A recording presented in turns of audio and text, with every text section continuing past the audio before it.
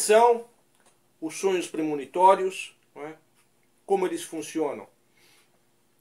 Na realidade, muitas vezes nós temos a impressão de que os sonhos premonitórios acontecem com poucas pessoas, não é?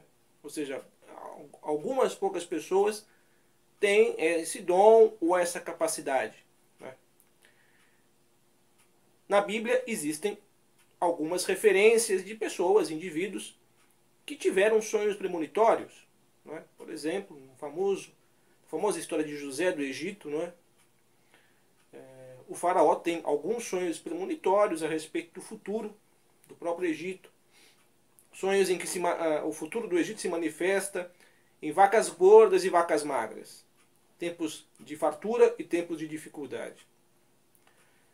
Como eu já disse até num outro vídeo aqui do canal, isso significa, quando nós percebemos que um faraó, que não era exatamente um judeu, não é? Ou seja, um hebreu, não fazia parte diretamente da história da salvação, tem um sonho premonitório, né? É verdade que o sonho é interpretado por José, mas o sonho de fato é do faraó. Isso significa que qualquer pessoa pode ter um sonho premonitório, né? Ou seja, um sonho em que você consegue de alguma forma antecipar o futuro, né?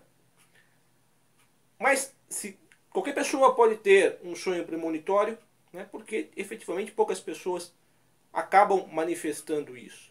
Bom, aí eu vou fazer aqui uma explanação em que eu coloco duas explicações a respeito deste assunto. A primeira, né, é que ter um sonho premonitório, ou seja, prever o futuro, ou ter visões a respeito do futuro no sonho, né, é algo que acontece mais frequentemente e de maneira mais objetiva, mais clara, quando o indivíduo, ou seja, aquela pessoa em particular, eventualmente está mais ligado ou vinculado, né, ao mundo espiritual, mesmo que não seja exatamente um santo, né, ou mesmo que, como no caso do faraó, mesmo que não seja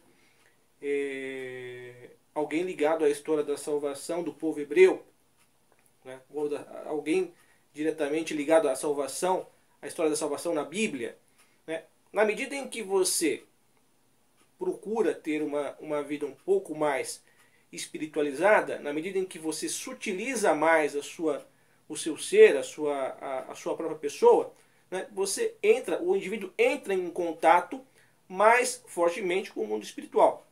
E ao fazer isto, né, obviamente, você consegue ter uma maior possibilidade de ter contato com essas premonições que se manifestam através dos sonhos. Uma pessoa demasiadamente materialista pode não ter tanta fineza ou sensibilidade, né, de captar essas mensagens ou essas visões do futuro e se manifestarem nos sonhos. Isto é um dos elementos, este é um dos elementos, mas existe um outro elemento, ou seja, nos sonhos a linguagem não é direta, não é objetiva, é muito frequentemente simbólica. Ou seja, aquilo que vai acontecer, caso você eventualmente a pessoa tenha um sonho premonitório, aquilo que vai acontecer no futuro não se manifesta sempre diretamente. Na maior parte das vezes é de modo simbólico. E você, o indivíduo, só consegue compreender o significado dos sonhos se de fato tem uma compreensão do significado desta simbologia ou destas simbologias. Então, uma pessoa que busca uma vida mais espiritualizada e que também conhece a simbologia, não é?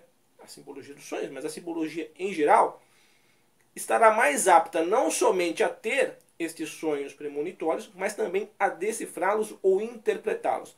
Pode acontecer muito frequentemente de uma pessoa ter um sonho em que há alguma manifestação, né, premonitória, mas devido ao fato de que a linguagem dos sonhos é uma linguagem simbólica e esta pessoa não é capaz de interpretar porque não compreende os símbolos, então o sonho passa como uma coisa comum, quando na realidade seria possível identificar ali, né, uma mensagem de uma situação futura que se manifesta através de um sonho premonitório. Então, essas aí são apenas algumas explicações, né, algumas elaborações a respeito dos sonhos premonitórios, aquilo que eles significam, né, e do modo como eles funcionam efetivamente.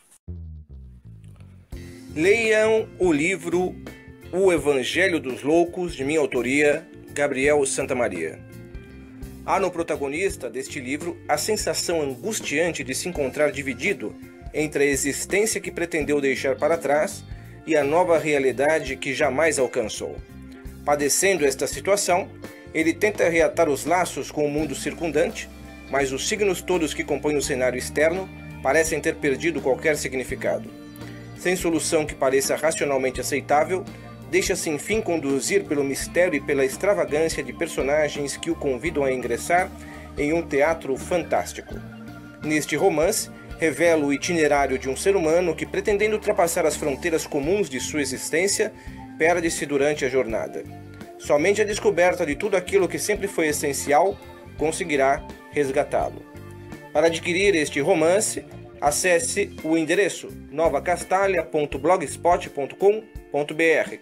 Na parte de baixo do vídeo há também a sinopse deste livro e dos meus outros livros, bem como o endereço para aquisição das obras. Tenha uma ótima semana.